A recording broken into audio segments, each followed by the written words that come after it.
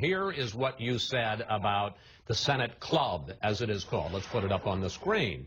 We need to kick in the doors of the club, rip down the shades, and auction off the silverware.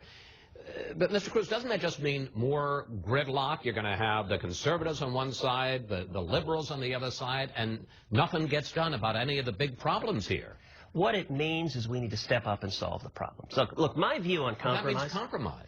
Well, my view on compromise is exactly the same as Ronald Reagan's. President Reagan said, what do you do if they offer you half a loaf? Answer, you take it, and then you come back for more. I am perfectly happy to compromise and work with anybody. Republicans, Democrats, Libertarians, I'll work with Martians.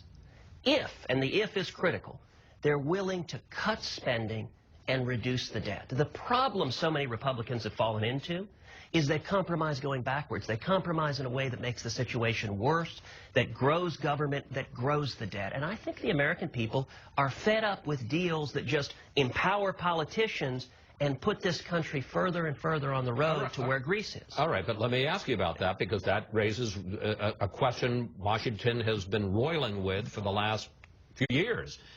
Reduce the debt, cut spending, more revenue? I don't think so at all, at least not through higher tax rates. That's the deal. The reason I don't think so is I don't think the problem in Washington is too little taxes. I think the problem in Washington is too much spending. If you look historically, federal tax revenues historically have been roughly 18% of GDP.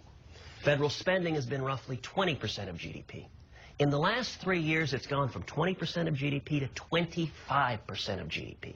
Yeah, but revenues have gone down to 15% of GDP. Well, and part of that has been the policies of this administration. The Obama administration has waged a war on jobs and a war on small businesses. I listened to David Axelrod a few minutes ago talking about wanting to get the economy going and why there weren't any more jobs, without taking any blame for the fact that their policies have killed thousands and thousands of jobs, whether it's Obamacare or Dodd-Frank or pushing cap and trade or the offshore drilling moratorium.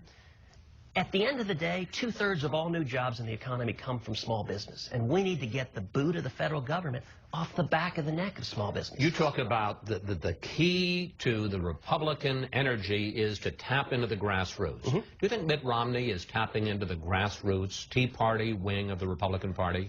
I think conservative grassroots and the Tea Party are going to be overwhelmingly behind Mitt Romney. I mean, listen, I have spoken to thousands. But he's not running a grassroots campaign. Well, but the grassroots are energized because I think the absolute highest priority in the country in November is to defeat Barack Obama.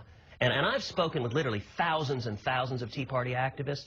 I have yet to meet a single Tea Party leader that is not going to vote for Mitt Romney and work hard for him, because our country is in crisis, and we've got to stop this Obama agenda if we're going to preserve opportunity for our kids and grandkids. Would you like to see Mitt Romney pick a harder-edged, more Tea Party-like, conservative-like Marco Rubio or Paul Ryan than a safer, blander candidate? Look, I think both Marco Rubio and Paul Ryan would be terrific choices. I am big fans of both of them.